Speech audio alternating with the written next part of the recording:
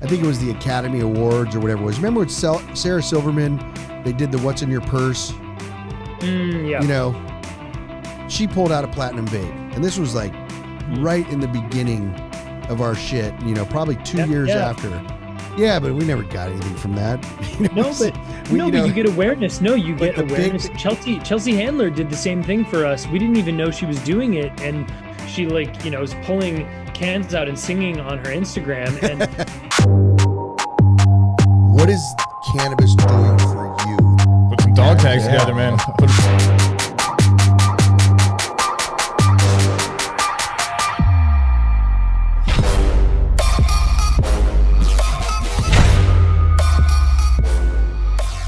All right, guys. Hey, welcome back to PV Unfiltered. And as always, still the #1 cannabis podcast in the industry. And guess what?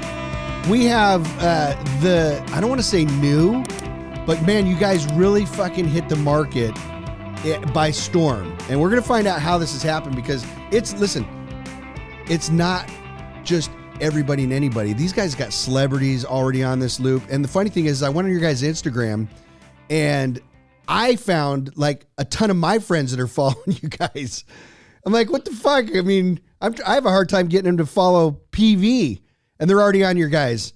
So guys, listen, we have Jake Bullock and Luke Anderson, the CEOs, co-founders, whatever you guys want to call of CANN. And if you don't know, which I mean, I find out that friends are following you guys and not even following me. This is CANN.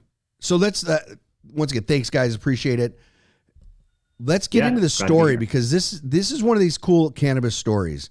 And I've kind of done a bio and I know, you're a teacher, investment banker, these things all mix in. And this is what I love about cannabis is we get guys like you that come into this industry and it fucking just makes a whole different vibe. And not that it was bad before, but the truth of the matter is that it's so great to have people from every direction now looking into cannabis and benefiting from it in so many different ways, and then being able to do like what you guys are doing. This drink it's hitting everybody by storm, including my understanding is Gwyneth Paltrow. What the fuck is that? I can't get one. I mean, I got to fight. Gwyneth Paltrow was actually my babysitter when I was 2 years old. Oh, fuck. Okay. All right. That one, I was, although it took her, 9 months from our first meeting to actually get involved. She passed at the first pitch. Was that because you were not such a good kid to watch? No, she said it was great. He slept the whole time. She just kind of like hung out on the back porch. No, it's because the product hadn't really had any success yet. It was still nascent and unpredictable and a fringe weird idea like microdose weed beverages. Like, okay, give it a few more months. And then when she saw how much we grew, she's a super smart business person. Right. She looked at it. Oh, she is. Oh yeah. I mean, she's CEO of Goop, which is one of the biggest crazy health and wellness platforms. And whether or not you ascribe to alternative health and wellness stuff, there's no denying the savviness of her. She's the CEO. She runs the whole thing. So a lot of celebrities will sort of lend their voice and likeness to something, but she's like day to day. And not to interrupt, but she also has to manage Tony Stark. Yeah. I mean, that's a chore in itself. You really think about it. Yeah. It's 2 full-time jobs. Yeah.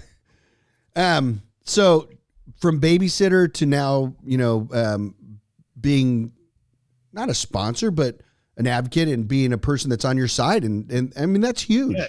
She's actually an investor. So okay. It's at first it was just a private investment. She invests in a lot of startups. Like I said, super savvy business person, and she because she got more familiar with what we were doing, and because Goop is such a big platform for pushing boundaries about health and wellness, the idea of replacing an alcoholic beverage with a microdose THC beverage is right up her alley. She totally understands the intersection of cannabis curious folks and sober curious folks. And she went on CNBC to talk about it, just, because she's a part of the company. So we're lucky. Sometimes you have to pay celebrities hundreds of thousands of dollars to just, post something. But we have like, more than a dozen real celebrities that are investors in the business, which makes it a lot easier to help the story get out there. Well, I mean, that also says a lot about a couple of things if you really look at it. And over the years, we've kind of gotten to that point too with my son and myself. But this is the most important side of that, is that it says a lot about you guys as business owners, partners, that whole thing, but also your product. Because when you get celebrities, especially like that, and the ones that you have that are supporting it, they don't do it carelessly because they don't need it. This isn't something that, I'm going to go make millions of dollars off of. This is something that they create a passion for. And knowing somebody, she babysat you. That's not enough. Honestly, that's just not enough for people to jump in and sponsor. And I've seen it through a lot of different things. And so you really understand that there's a passion for it, and they understand that there's a need.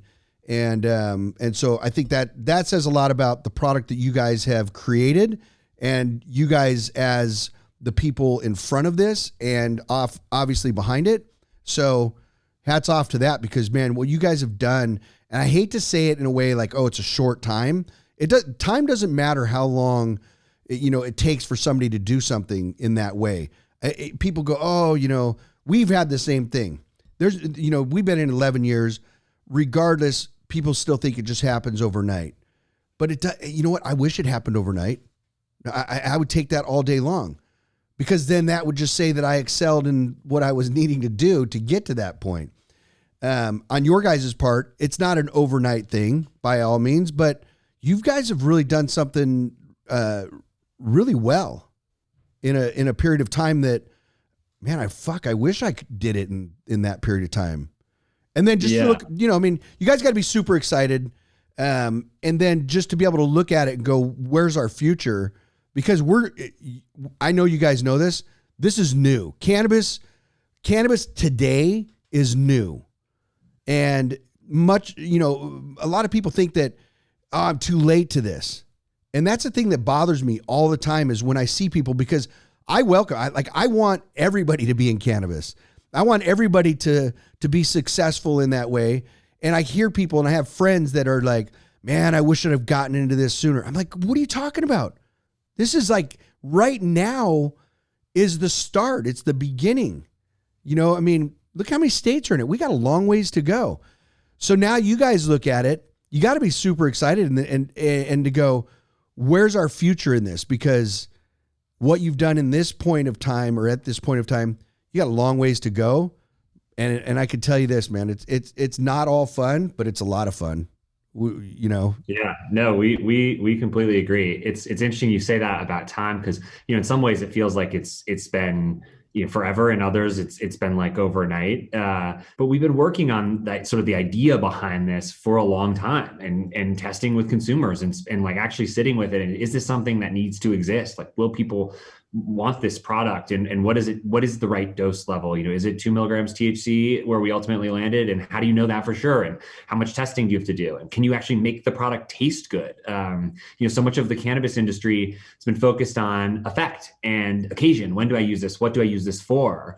But our product is a beverage. People want to savor it. They want to enjoy it. And so taste really matters, right? And you're right. It is the beginning. This is like early innings for the industry. I mean, just the states alone, if you look at the set of products that are on the market, they just get better and better and more interesting. It seems like each week almost. And we feel that way with beverage. I mean, we were the first product to launch in the microdose, and the first in a can in a multi-pack, which was a really interesting idea. Like, maybe you can drink more than just one of these. We've just seen over the last two or so years, more and more folks trying to do the same thing. And that's exciting, because it means we're building a category, right? Also, that's going to be the key. Jake's being really modest. He's been thinking about this for 7 years. That's where we're going. See what I mean? Like this is not, this happened in a year, 2 years. No. Right. Jake and I met 8 years ago. We were both management consultants at Bain & Company, and he grew up in Colorado, like has been talking about cannabis becoming the next big thing forever. And every time we went on a vacation together, it was typically in our 20s, especially our, mid 20s, like excessive alcohol, like that was dominating our social culture.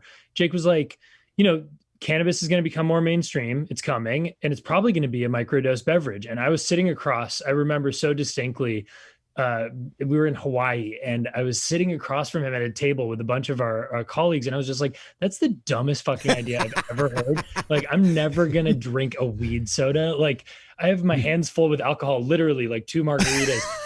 And like, why am I going to introduce like another drug when one is already hard enough for me to deal with? Right. And it took, until I turned 30 and had my first 2-day long hangover where like Monday at work was actually harder because of my Saturday night choices, that I was like, all right, this alcohol thing is unsustainable. And I called Jake and I was just like, are you still working on that, microdose THC thing?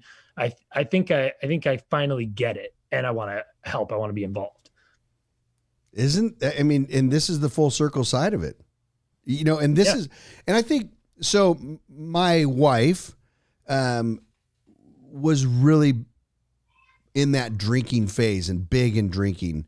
Comes from a family background of alcoholics, nothing to be super proud of, and was headed down that path. And we came to a point in our, relationship where one had to go. And she wasn't a cannabis user. And we literally came to this point one day where one had to go. And, thanks that she made the decision that it wasn't me, that it was the alcohol. And so, now 3 years without having a drink, is huge. Now, I'll also tell you that she quit drinking when she was 22. So, I can't say enough about that decision for her and where it's gone for her in her life, because she wasn't somebody that could be around much longer in that way, especially at that age, and especially in the fact of the accepting, like, oh, I'm 22, I should be drinking, and I should, like, there was this thing, and she literally had to drop all of her friends at that time, and for me, and it's one of those things. But she turned to cannabis, and what a life change, just for somebody in that stage in their life, still wanted to, party and have that fun and do the things that you do at that age. Cannabis completely helped her. Now, what I'm getting at is that it was a very healthy substitute to alcohol, and a completely clean, never to have not even a sip of alcohol again now for 3 years, but now has a really good passion for cannabis and the drinks. So now loves it. So here we're in this situation where send us her address. We'd love to get it. We'll get her a nice loves gift. it. And I'm going to tell you guys something, and it brings me chills, because it's, my life wouldn't be the same as it is right now without that, by all means. And now she can have fun, and she can sit and drink. Now, it's not these fucking drinks that you're getting blasted with 100 milligram drinks. Yeah. It's, we're all sitting around. And now, it took me 16 months to ever have another drink, because I support her 1,000%. And I didn't drink at all. But the thing is then she came on, she said, babe, like, just drink, and she's, at that time, she started doing it. She doesn't like to smoke. She does edibles. And then she started the drinks and locked into you guys. And the thing is she can sit while we're all, having a drink, and I don't get blasted. I mean, I do in certain cases, but she's very accepting of that, but she can sit and have a drink and feel like she's part. she's not getting destroyed. She can hit a vape pen here and there and then have some drinks, and she feels like she's part of it, and she's getting buzzed. And guess what? The next day she's fucking productive again, and there's no, that whole side of alcohol is not there. No, I'm glad you shared that, and I'm glad that you're getting chills, because it's something that people don't talk about. Like, the damaging effects of alcohol on somebody's individual psyche, their health and wellness, their social life, when it gets to be too much, are pretty universal. 21 out of 25 adults in America say they want to drink less alcohol, and many of them are saying that because it's causing them problems. Right. How severe those are, it depends on the case. Like, I used to drink, I'm always very honest with my doctors, and they would always ask me, like, all right, are you a drinker? I'm like, yep. How many drinks a week? Oh, like 25, 30. And they're like, oh my God, you have a problem. And I'm like, sorry. I'm like, nobody ever told me I had a problem. I don't drink anything because it's so normal. And then I drink 12 beers on Saturday, and I drink, 10 on Sunday, 10 on Friday, 12 on Saturday, and then like 4 on Sunday. And then, I just like do the week again. And, my doctor's like, you should probably get that under control. And I'm just like, yeah, sure. Sounds great. Now, since starting CANN, I drink like 10 alcoholic beverages a week, and I don't have as many regrets. And the parts of my social life that were really challenging,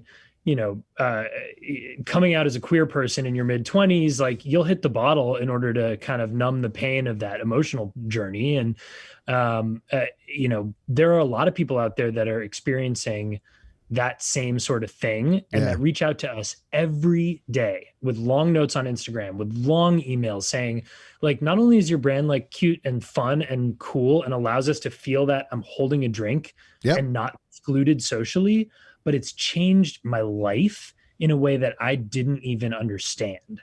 And it's alcohol substitution. That's it. People don't want to necessarily commit to full sobriety. Life's heavy enough and hard enough. Yeah, fuck, nobody does.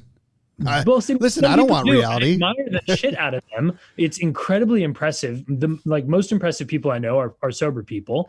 But if you're not ready to make that commitment, and that's a very personal and serious choice to make, where you require a lot of support, CANN is a really effective way for people to drink less alcohol and reduce the harmful effects. And I think that being said, honestly, is kind of like the motto that should be there, is to understand that this is a full substitution for alcohol. If that's the direction, because I can tell you, being around friends and having friends that support you in anything, and then having a wife, at that time, a girlfriend, fiance, that you would go to a family outing and they would be like, why are you not drinking? What's wrong with you? I mean, I was right there. Like, we had to leave family functions specifically because of that. And had there been an option at that time, as there is now, where she can just take, 4 or 5 drinks with her and she's drinking, and people they don't say, if you don't have anything in your hand, then people go, why, why, how come you're not drinking? And then I understood too, in the fact that I wasn't drinking. And then when you're with friends and you guys are all having your thing, and, and I'm sitting here with this, you kind of feel left out. And so as a person that has, I'm not saying that is an alcoholic, but has those tendencies and has that in their family blood, of having like horrible alcoholism through her family, it can be very frustrating to be judged like that and to fall back into it when your dad is sitting there going, come on, just have one drink with me. Have one drink with me. Don't be a pussy. I remember my friend's 30th birthday. I was doing a sober month because I had like an alcohol related incident that, made me feel like I needed to take a break. Right. And I'll never, his brother looked at me and I was like, oh, I'm just having another soda water. And he's just like, you fucking pussy. Like, come on. Like, are we not old enough now that just, and with everything that's out there, we promote that through schools, like no bullying and all this, but we're the biggest fucking bullies around. It's worse in the adulthood than it is in the childhood. And when you're drunk, you don't even realize that you're bullying, because exactly. the alcohol is impacting your ability to be emotionally aware. Yeah. And so I don't even think that people are doing it intentionally. It's just pervasive. That's the problem. That's a problem. And, I don't want to get sidetracked, but you watch these things, you know what I mean? And you see, I saw something the other day, and it was, I don't remember what it was on, but it was a thing that was done with a little girl, and she had like 4 or 5 dolls, and they were all different colors. And she was like, I think 3 or 4, maybe 4. And so they were all different races. And so the guy says, her dad's like, so, tell me about these dolls. And she's talking about the dolls, and it was fucking so cute. And then, he's like, well, can you tell me what's different about these dolls? And, and he kept driving and driving. And she's like, oh, well, this, she has blonde hair, and she has blue eyes, and she's this and she's that. And as he went on and on and on, it got to a point where, he was asking specific questions, and it was amazing to me because there was never once did she ever say anything about a black doll, a brown doll. There was never anything said. Like, literally, it went to the point where almost he was asking it. And then at the end of it, it was just like, you know what? We promote racism. Like you're not born that way. You're born just with open eyes and you don't see color. We're the ones that fuck it up. I don't know where that was going. It's just the fact that's not even getting sidetracked at all. Look at us. We're 3 white dudes in the cannabis industry. It's incredibly relevant. That's true too. and it's a big piece of our brand is figuring out, whether it's alcohol related issues, being othered as a queer person, being, exploited by an industry that, has left you behind. Like there's a lot of stuff that people in cannabis need to think about and do. And we care a lot about it. Yeah. Just something that hits home with me too. And I've never gay, black, white. I don't care. I really don't. I care, but I don't care. My daughter, a couple years ago, actually, it's 5 years ago, 5 or 6 years. I've been super close with my daughter, and she sends me a text message, and it's like, hey, I need to tell you something. And, and I'm just like, oh, instantly you start getting this, panic feeling, and I'm driving, and what is, so I just call her, and she won't answer. And I'm like, what is it? And she's like, I'm just so afraid to tell you. And I'm like, God damn it. And I call her again. And then I pull over, and I'm talking to her, trying to get her to talk to me, and she won't talk. And then I'm like, what is going on? I'm afraid, like you start thinking, what, do you have cancer? Is there, and she's, at that time, she's 21, 22. And then I'm just like, you've got to answer your phone. And she just would not answer her phone. And so she sent me this text, and it was this long text that she had for 6 months.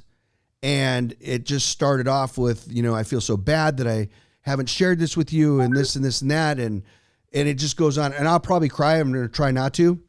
The fact was that she, told me that she was gay. And there I was, sitting there, and it's like you get in that position as a father, and I've never promoted anything to make somebody think any different. And especially with my kids, that I don't care as long as they're happy.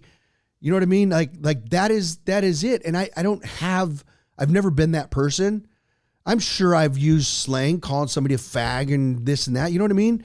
I'm guilty of all that stuff, but not to hurt somebody in that way. And yeah, so that, my daughter, like, I can remember exactly where I was. I can remember exactly where I had pulled off on the side of the road, on the 52, and literally was just, I can't even explain it. And I was I was so thankful that was it. Yeah. That she wasn't hurt, and that she wasn't, like, there wasn't a medical problem or anything like that. And that was just like a big deal for me, and it hurt because I never wanted her to hurt. You hear all these stories about people coming out, and I always have promoted my kids. Like, I don't care. You know what I mean? I just want everybody to be happy. And so that hurt in the beginning, but then we talked, and it was just like such an amazing, it created such an amazing moment and a bond that I didn't have with her. And just, you got to let him know that you support him in anything. And so that was, that was a tough one for me. No, it's so clear that you do care. You say, hey, I don't care, gay or not, but you actually do care. And it's so obvious. And she's so lucky to have a father that does care. It's society telling us what's normal and what's not. That is the problem. That is.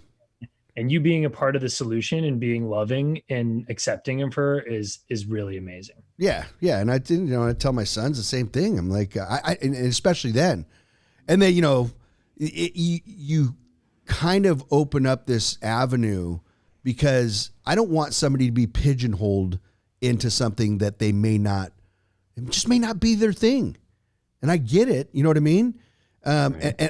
And after that, especially, I wanted to make sure that was clear across the board, that if I have put out there in any way, shape, or form some sort of negative, intention, that I didn't want them to feel comfortable coming to me about anything, and I mean anything.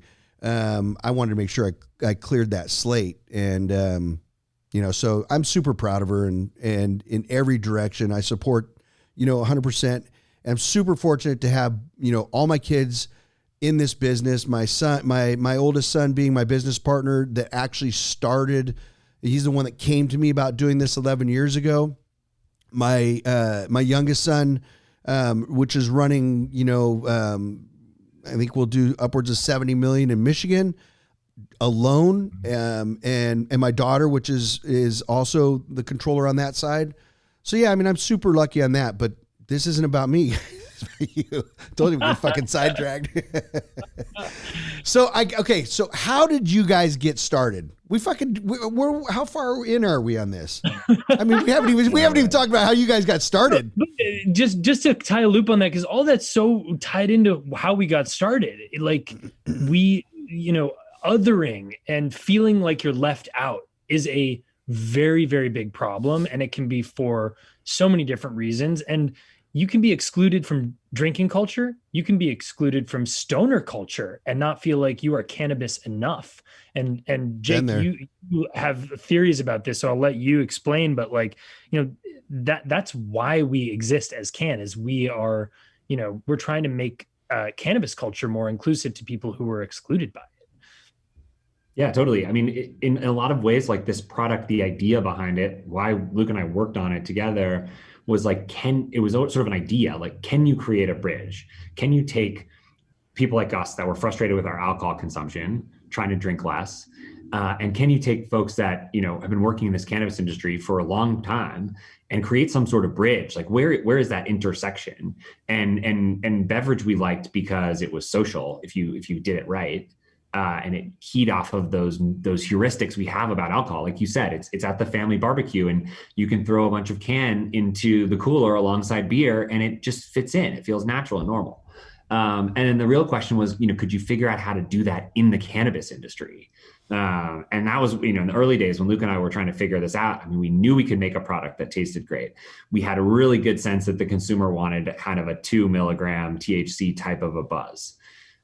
Because they could drink more, right, and control that experience. What we didn't know is, how do you go then make this product in a highly regulated industry, distribute it and sell it into dispensaries where people are buying, high concentrated edibles, a flower and vape. And that's still our biggest challenge, right? Is how do you convince somebody that's doing almost all their volume in these other product categories to take a bet on a beverage that, doesn't really get you that high, right? Like, at the end of the day, this product is for people that want a controlled experience. They want a mild sort of uplifting buzz that they can increase, but it's not really the product to, make your dollar go the farthest, right? So I think being in this 11 years, coming from cultivation, owning, I think at one time 6 to 8 stores. Big advocate of having any direction you can to medicate, to be able to get cannabis in any form, and drinks always being the toughest of the market. And now what I see, and I understand it better, is the fact that there's a big need for people to be able to just sit around and sip and enjoy versus getting blasted. And the cannabis side of it, it's kind of gone through this, up and down. And we hit that stage when concentrates came on and wax and all this stuff where it was like rocket fuel. And that, that really hit for about 3 years so hard. And I think now it's kind of leveled off and people are now, it's becoming very social. You can sit around and you can dab and just get ripped, but you can't, the conversations are pretty senseless at that point. You're at that point, you're inside, you're dealing with things, and you're having an experience really on your own, versus sitting somewhere with a bunch of friends around a fire, out by the pool, at the beach, where you're enjoying everybody's friendship, and you can have a drink, you can still get a good buzz, not blasted. If you choose to go that way, then so be it. But if everybody's just sitting around having cocktails, and the thing is to not just have everybody blasted, that's what it is. And I think what you're finding now, and what I see, and especially like with my wife and friends and everybody else, is everybody, and I think this has a lot to do with COVID too. People are spending so much more time together, and alcohol has become a big part in a lot of ways. And that's why alcoholism is like on a skyrocket right now. But I also see people that are like yourselves that they're making these decisions. Like, what can I do? Because like, I'm not going to work every day and I have, all these things, but I just want to enjoy the time that I have with my family and friends. And the last 3 weeks we've been blasted and it hasn't been that fun. And it takes me 3 days to fucking recover, this and this and this. And I think the big thing is even like for my wife, everybody tries them and instantly it's just like, wow, this is insane, because they're getting a buzz that they've never had before, and they can keep going through that time of 5-6 hours of enjoying everybody hanging out. And then the next day they don't get up with just like this, wow, what did I do? I think the timing in a lot of ways is perfect. And I think the dosing is absolutely perfect. It's right on key once people try it. And I think that's also true. Like, like I said, we have a place in Havasu, and my son, and we're all on the, on our boat, and everybody gets on, and they got tequila and beer and, all this alcohol, and the girls have White Claw and having CANN. And it's like the guys, I'd never had a White Claw or any of that ever in my life. And by the time we get about a quarter of the way through the day, there's no beer left on the boat. There's no tequila on the boat. So we have to stop. So all these guys, they get off and go into a store and they're going to go buy and they all come out with Trulies and White Claw.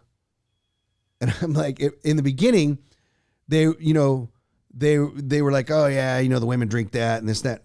Not one of them they had started drinking because they ran out of beer. They started drinking the White Claws and the other stuff. And then they go, wow, this is like so much better.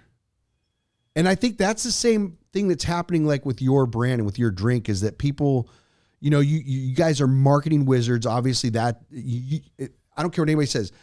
It's like having a quiver of tools and being able to use all of them. And people on the outside go, oh, this is how this is. I don't care. Whatever I have to use, that's what I'm going to do. You guys have been marketing wizards to get this out there. But the bigger part of it is it's sticking. It's something that people now, I got to get this. And maybe it's not that thing that is to get blasted. You know what I mean?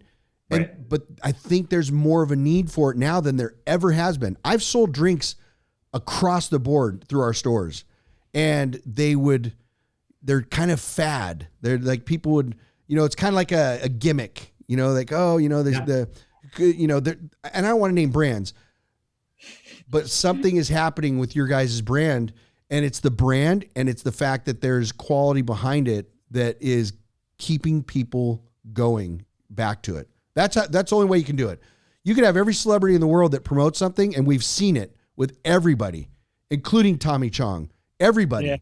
And not to say anything bad, but to a certain point, weed is weed. But on the drink side of it, that's when you get to where people, they really pay attention.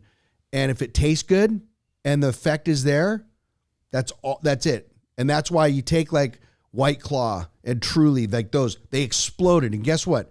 Every single manufacturer out there now has some sort of a seltzer.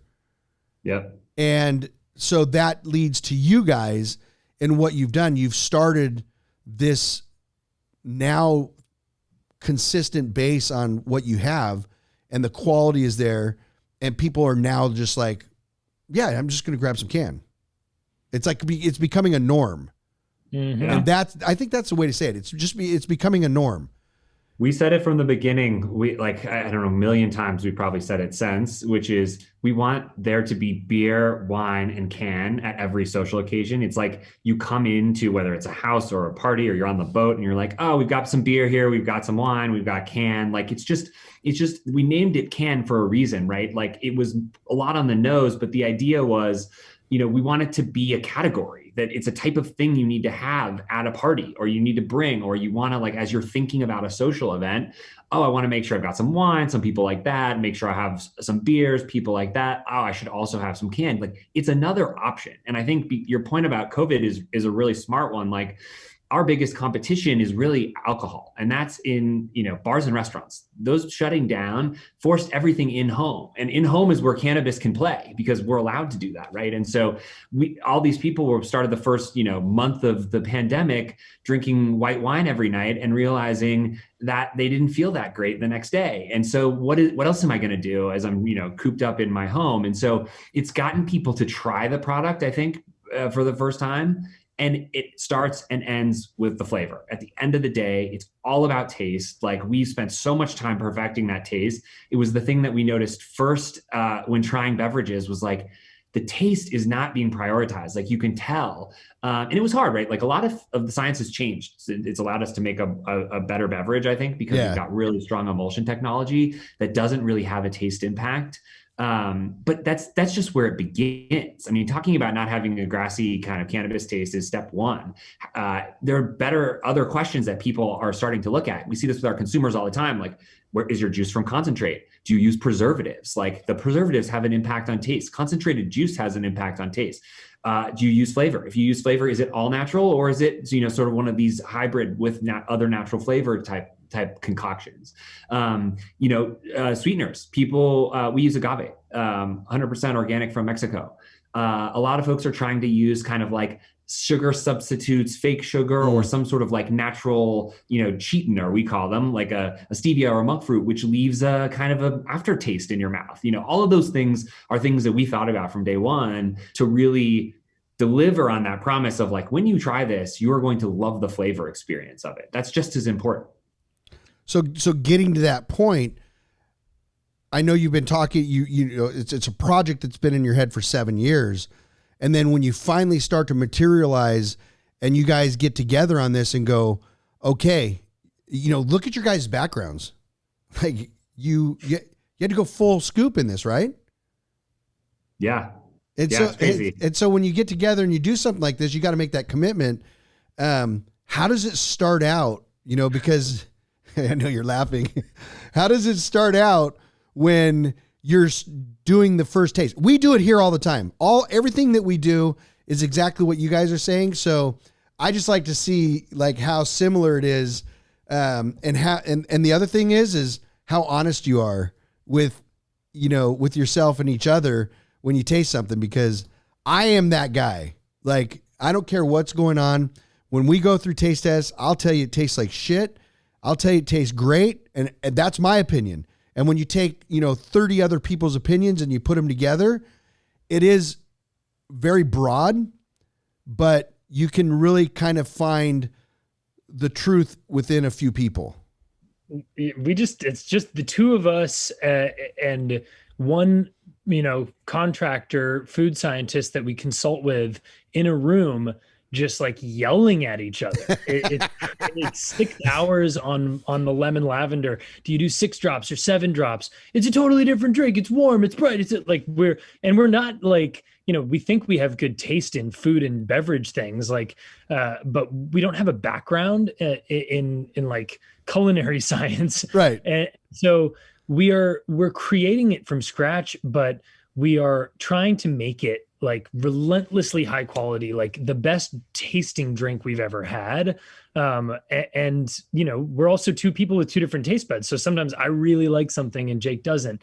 Sometimes Jake really likes something and I don't. And we just, find the intersection point, because we know that if both of us with our crazy taste profiles agree, it's going to be a banger. Right.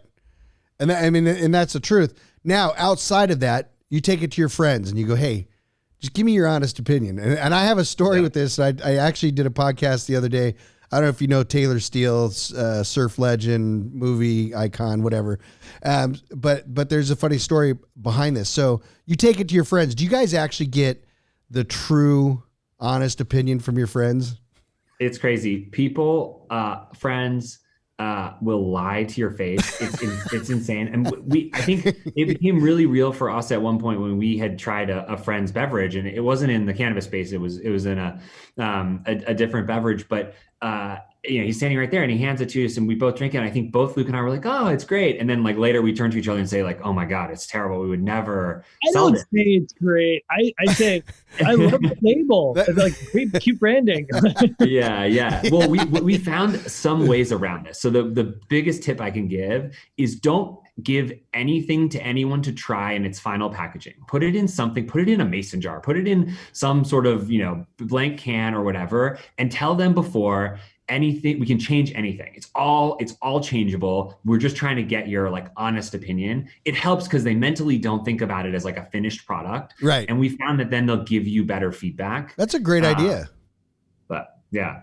You have to be careful. Like people want to please you, and it's not always clear that consumers know what they want. So you have to be very careful.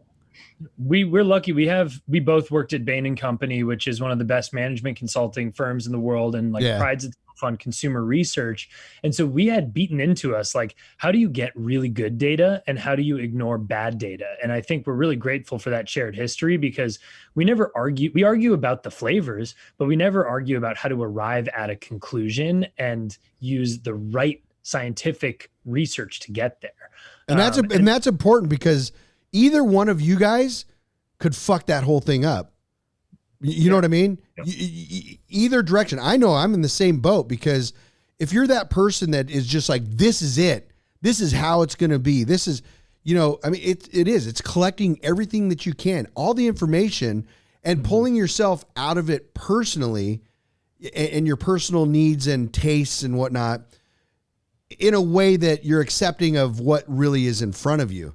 Because if you work your ass off at something and you get to that point, it's like, here, you have to be able to look at it and go, this is great for everybody in that way versus just me, because once again, everybody has different taste buds. Everybody has different likes, styles, that's what makes everything unique. But you guys have found the way to really isolate your drink that is in a positive way for everybody. Well, you're not going to please everybody. And that's an important point. Like, the industry doesn't want a 2 milligram 6-pack. They have told us over and over again, like, can't you just do 100? Can't you at least do it in 10? And we have to keep our North Star. We cannot please everybody. And the people that are going to dispensaries today, by and large, are not our target consumer. Right. But no matter who told us compromise on your ideals for this product and this brand, we continue to look at each other and say, no, we're not going to make a CBD drink. There's enough CBD drinks out there. And I don't know if anyone's ever even really felt anything from a CBD drink. So we're going to put a microdose of THC in it. We're going to make it an alcohol substitute. We're never going to use flavors that were made in a lab with chemicals. We're going to pick the best places to get the fruits and vegetables and roots and herbs that we put in the drink from all over the world, even if it means it's more expensive, because the people that like it, we want them to really like it. Right. Like my favorite, clothing store, it's not like the most popular place to shop for clothes, but I really like their shirts, and I really like their shirts, and I wear them all the time, and I talk about them all the time. I get shit. I wear this fucking V-neck. I get shit all the time. I'm surprised because Tommy even says, dude, you can't keep wearing that fucking shirt on the podcast. I'm like, but no, you're an advocate for the white V-neck. It's an iconic. I know. And as much as I get told, it almost empowers me to continue doing it. And I buy, I'll just buy a bunch of colors. I don't know. It's what it is. And for us, that's what flavor is. Flavor is like the colors. People are loyal to CANN, and they say, oh, man, I can't wait for the next flavor to come out. And they have all 6 of them in their fridge, and they take photos and they put them on Instagram. And you talk about the celebrity promotion stuff. Like, the celebrities are just people. They're consumers. They have it in their fridge, and they send us messages, and they're like, look at my fridge. Like, Kate Hudson mixed our cranberry sage can with her vodka and said, screw it, like microdose THC and a cocktail together. Even though we're like telling people to reduce their alcohol intake, we're not anti-alcohol. And we said, hey, do whatever you want with it. But even then you're not going, oh, fuck alcohol, drink our drink, cramming it down. It's like, this is an alternative, but guess what? It's an alternative to a mixer as well. Exactly. So you have that. You made a statement though that the cannabis they don't want this. Yeah. But what you've done is shown that they need it. That's the truth, because I don't care. You guys can do whatever you want. You can have all the celebrities in the world. I've seen it in cannabis. It has blown people's minds. Willie Nelson, like everybody has gotten into cannabis in some form, and they also get out of it like really fast. Yeah. It's because you have all this, you have all the celebrity. It only lasts for a period of time, and it's over really quick. And in your guys' case, what you've done is organically been through this, where people, and that was my thing, like people have come to you on the celebrity side because of your product. Yep. It's not somebody going, fuck alcohol, and then they get this anti-alcohol person that says, yeah, fuck alcohol, I'm a celebrity and drink this. It's people that are just going, no, look, like this is a great drink. It's a great substitute if you choose to go that route. And then you have someone like Kate Hudson is like, fuck it. Hey, you know what I found out? You mix this shit with vodka, it's great then too.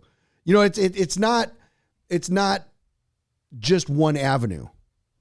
And you guys have found that there is a need for this product that nobody else has found.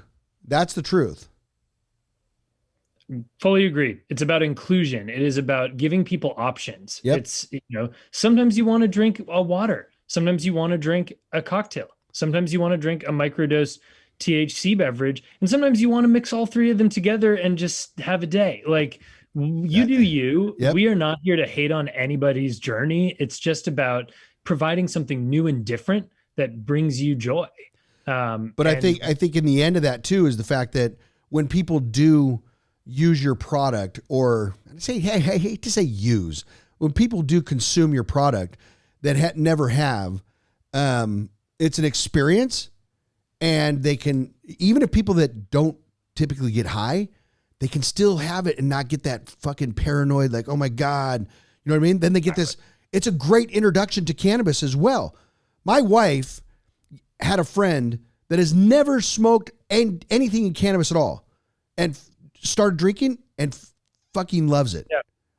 All right. So this is what drives me crazy about the industry. And I hope that they will figure this out at some point. But when you go into a dispensary and you say, I'm a first timer, I'm afraid of getting too high, what do you think they recommend to you? Oh, the first thing that ever happens is, oh, you should have a chocolate. You should have a gummy. 100 milligram chocolate. Literally, we do mystery shopping all the time where our product is in the fridge, literally the perfect thing to get a new consumer to stay. And they recommend 100 milligram product every time. You know what happens to that person? I'll tell you what happens. I won't touch an edible again in my life again, and because of it. Certainly not going back to the store that gave you the chocolate. No. And everyone's wondering, when is the foot traffic going to pick up in the dispensaries? When is this industry going to figure it out? It's when every bud tender recommends CANN as a first time starting point. 100%. And that's the avenue. Because back in the day, I'm not going to go too far back. It's a few years. I was like, oh, I'm going to try. It was a chocolate, and never was a big edibles. And back in that time, it was like eating chocolate with hay in it. That's how bad it was.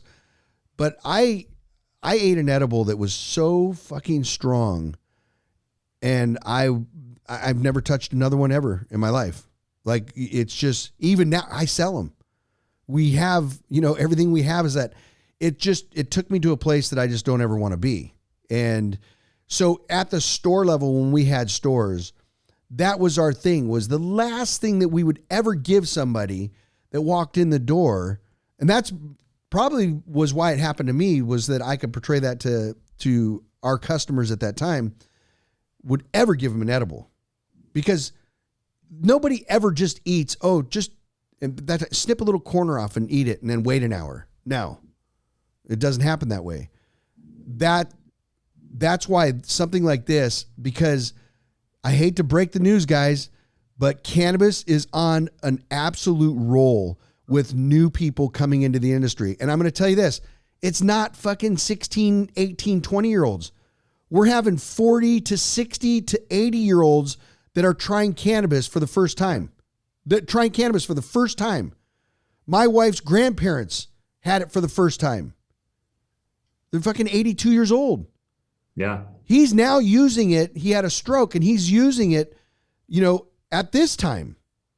So it's not just the 16-year-olds going, experimenting and whatnot. Those new users will always be there. Guess what? It's the people now that have been kind of like, wow, you don't want to do it. It's illegal. It's this. And now all of a sudden it's like, oh yeah, here's a drink. Try one. Here, try this vape pen. That's what's happening. The market is so spread out with cannabis that you can't put a number on it. The demographic is so broad. Women, men. You can't put I don't care what anybody says.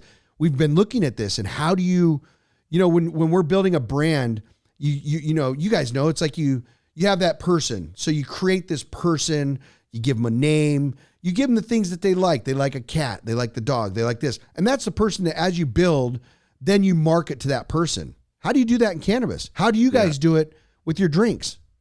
It's crazy because, that's like the textbook marketing exercise, right? You go through that process and create these personas, and, everyone tells you, like, don't try to be everything to everyone. That's the biggest mistake you can make. And yet Luke and I are looking at the numbers and looking at the data, and like, it cuts across gender, it cuts across age. The only thing we can figure out that unites these people is they have some sort of frustration with alcohol, right? It could be their doctor's telling them to drink less. It could be their hangovers are getting worse. It could be, they're going to spend a month without drinking just to try it out. Like, and that's a little scary for us, because it means that, we are kind of a lot to a lot of people. But I think what we do is we think about it in sort of two steps. You have sort of your core. So who we see actually buys the product, and that is cross-generational, gender neutral, and has like a pretty wide span. But then we have our target, which is sort of like who we position the brand for, and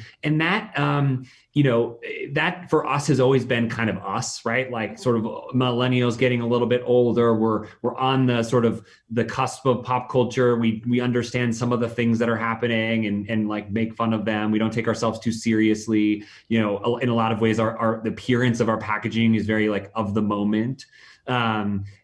but that's stuff that we hear is appreciated by even some of our oldest customers, right? The 82-year-olds you're talking about. One of our best stores is in Palm Springs, and it picks up when, all the snowbirds come in the winter. And right. It's the most amazing thing to see.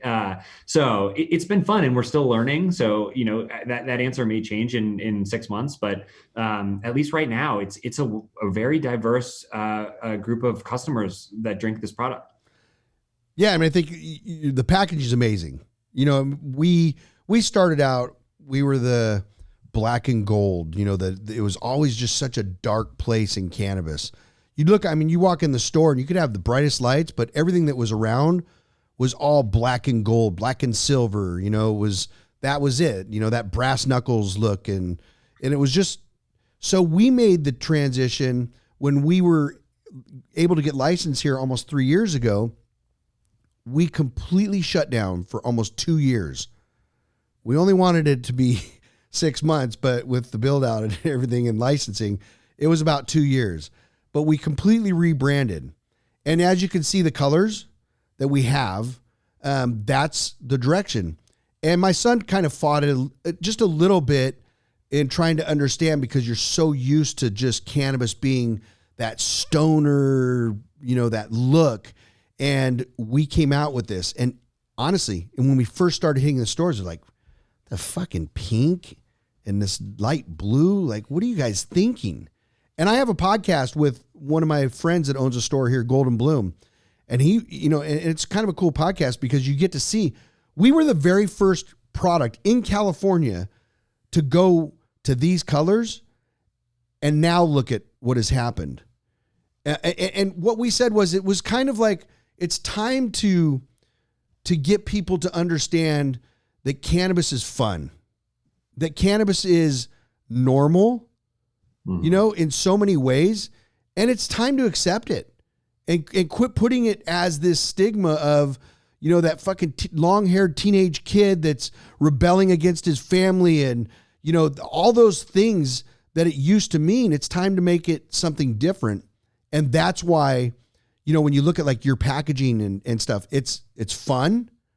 You look at it and it's just like, it's like a breath of fresh air. It's not, oh yeah, another cannabis drink, or, something cannabis. It's kind of like it's cool. That's what's accepting about it. To hold the can somewhere with a group of people go, oh, what is that? Because there's no alcoholic beverage on the market that has that look. They all have kind of something different, but people go, oh, what is that? Oh, this is a cannabis drink. Oh, let me try it. You got another one. That's the talking piece. And then once again, guys, once they actually consume the drink, it's a home run. So I think it's easy on your part on that end of having a very good quality, great tasting product, and getting it into people's hands. It's flourishing through the groups because it's a great product. That's why. It's not that you guys are masterminds.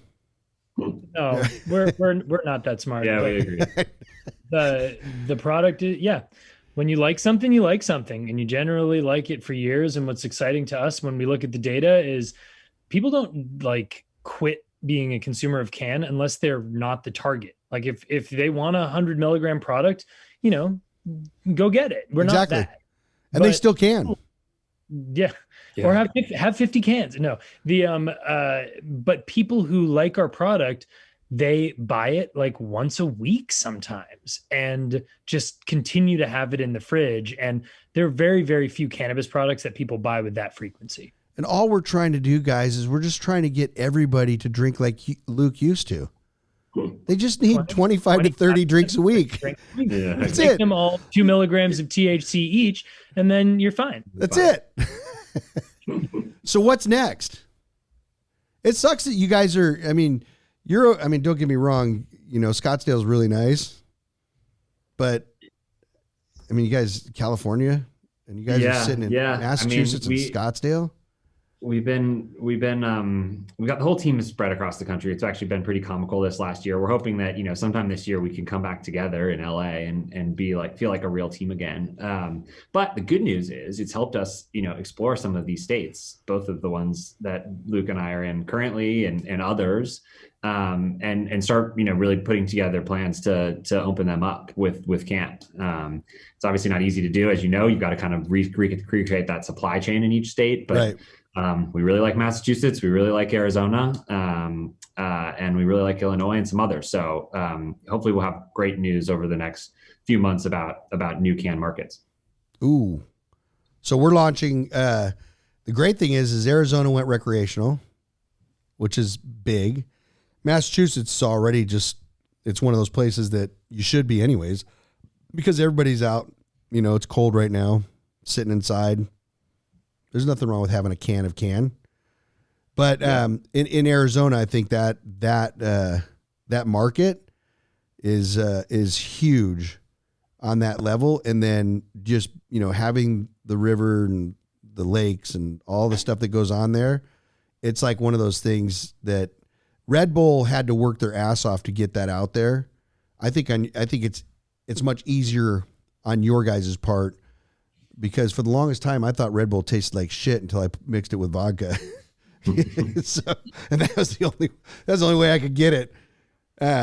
So am I hearing that we may be entertaining some multi-state stuff? Oh yeah, we're going to be all over the country in a couple of years. It just takes one state at a time, and it's quite complicated to build a beverage manufacturing facility. Moving a gummy brand over, you can just kind of take up some space in a kitchen, but you need serious equipment and a lot of beverage know-how that doesn't really even exist in the industry yet. We're writing the book on how to produce millions of microdose THC beverages in aluminum cans, and really leading the way. So I think it just takes time. You'll see us open up a new state every few months for the next few years. And the goal is for this to be a global brand someday. There's no reason why the people who have that same alcohol substitution pain point in Europe or in South America or Canada can't, have CANN. We just have to navigate some regulatory stuff and make sure that we have the right partners that know how to get it all going. Isn't it crazy that you guys are sitting here and you're talking about this stuff the way that it is, and it's actually reality? It's just, it's literally just, it's crazy because you're doing things that, and the same thing for us. You're doing things that, Coke and all these big companies have, spent billions and billions of dollars. They started the same way.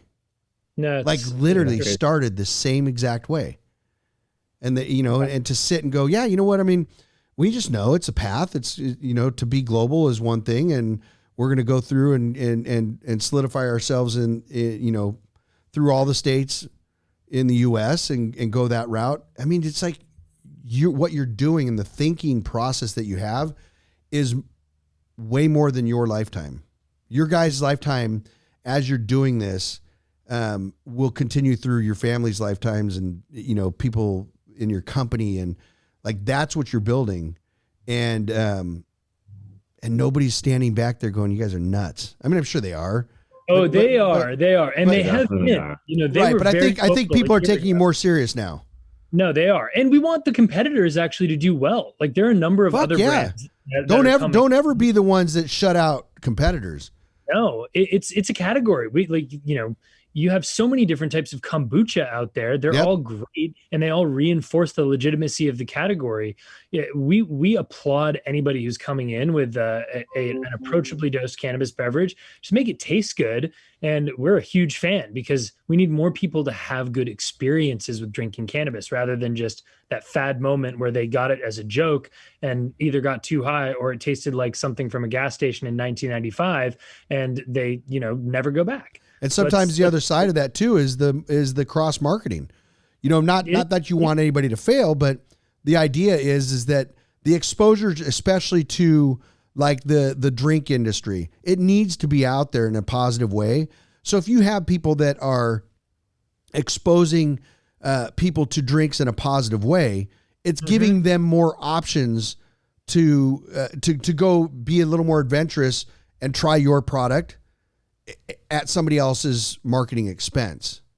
Yeah. And, whether they stay with you or go back or they just combine, you know what I mean?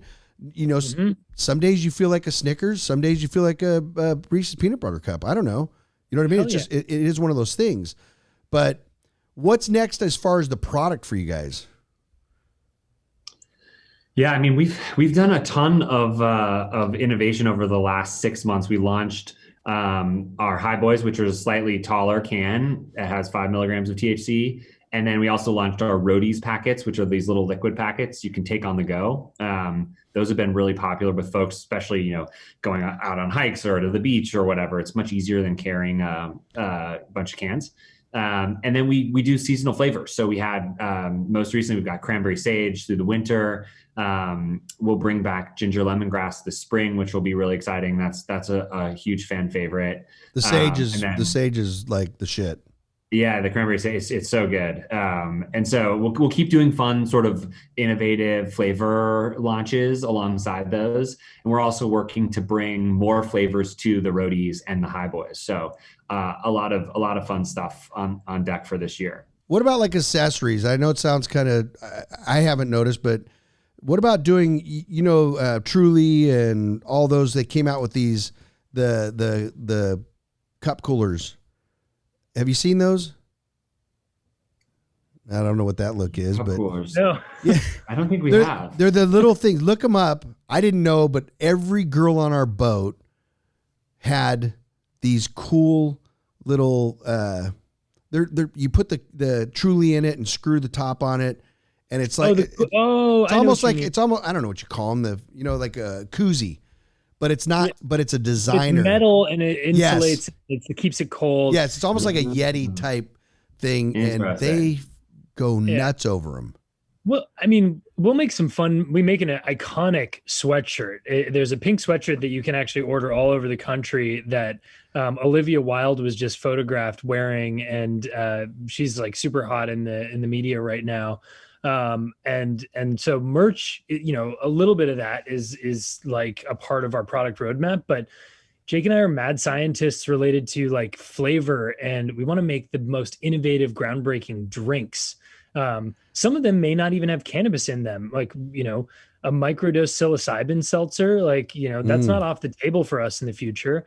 A low ABV drink. Like, what if you could have a can flavor with just half as much alcohol as your typical drink, so you could drink as many but not get as drunk? There's a lot of different ways that we can go. We're passionate about beverages and the future of drinking. I'm just one of those things just that you throw on your site or whatever. Those little, I don't know, you get them, made by somebody else and throw your name on it.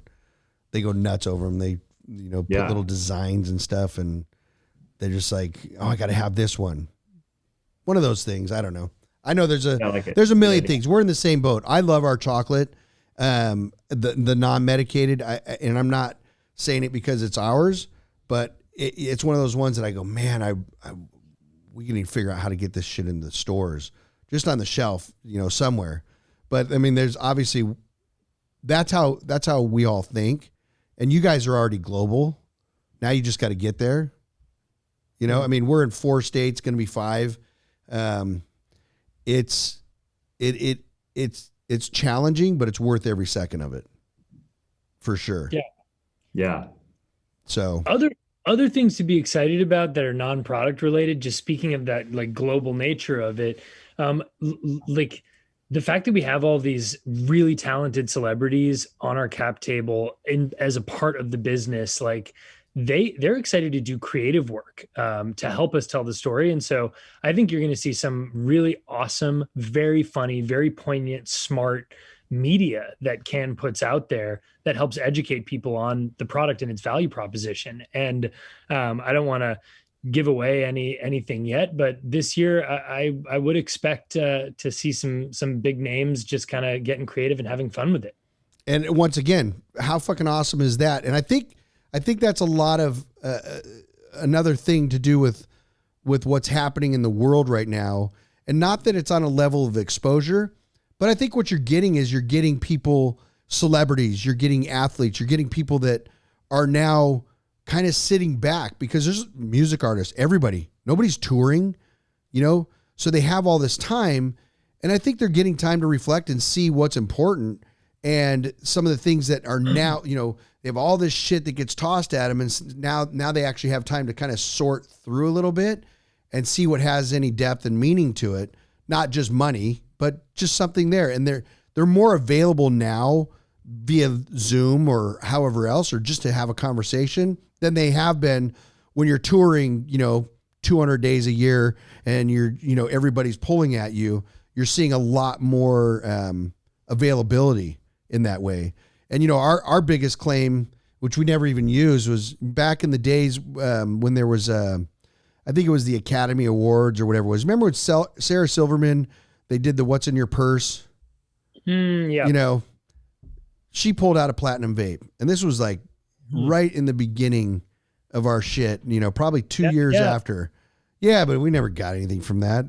But you get awareness. No, you get awareness. Chelsea Handler did the same thing for us. We didn't even know she was doing it, and she was pulling cans out and singing on her Instagram, and, and we're like, it's hard to tell immediately. Like, okay, did your sales jump overnight because of it? No, but so many people understand what these people like Sarah Silverman and Chelsea Handler, who, by the way, the two of them are pioneers on the destigmatization of cannabis broadly, and the voices of authority in the industry. It's a long game, as you know, and every element of the story that can be told by people who have wider audiences than us helps a lot. Yeah. Well, shit. I hate to end this. I don't know if we do, but this is cool stuff. I love stuff like this because this is myself and my son, 11 years into this. And, we fought, and we never wanted to, we never put ourselves up for sale.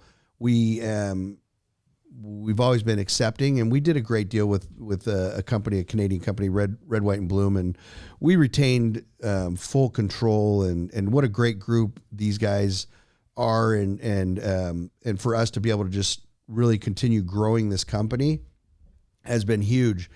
On your guys' part, you're just getting started. It's amazing to see where you're at, and two solid people for sure that are in front of this, and then the exposure that you're able to generate it's amazing. And I hope to see you guys in all these other states. As long as your heads don't get too fucking big and start thinking that, that you're a celebrity in that way, you guys, it's cool stuff. And when I knew that this was happening, unfortunately our situation with being able to get this done, I'm glad, because I think last time we only had, was it you, Luke, or was it, we were only having one person?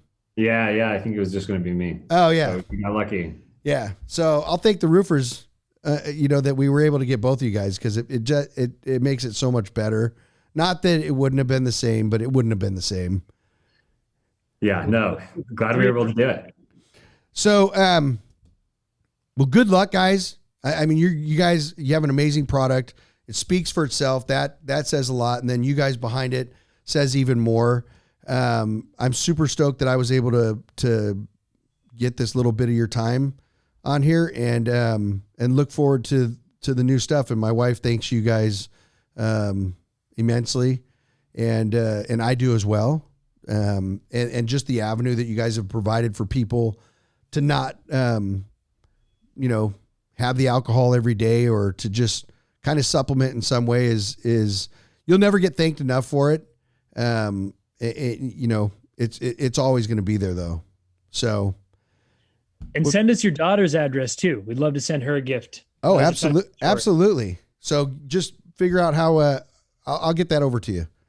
Great. And then, guys, listen, thanks. What a great story. What a great background on this. Got a long ways to go and a lot of fun getting there. Yeah, we hope so. So, all right. Well, with that being said, Jake, Luke, thank you so much again.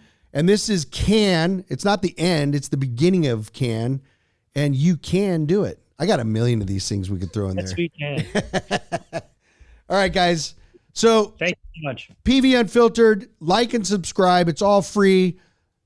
Just to get to see this type of stuff is amazing. For me to be a part of it is even more amazing. So everybody, peace. Have a great week. Thank you guys.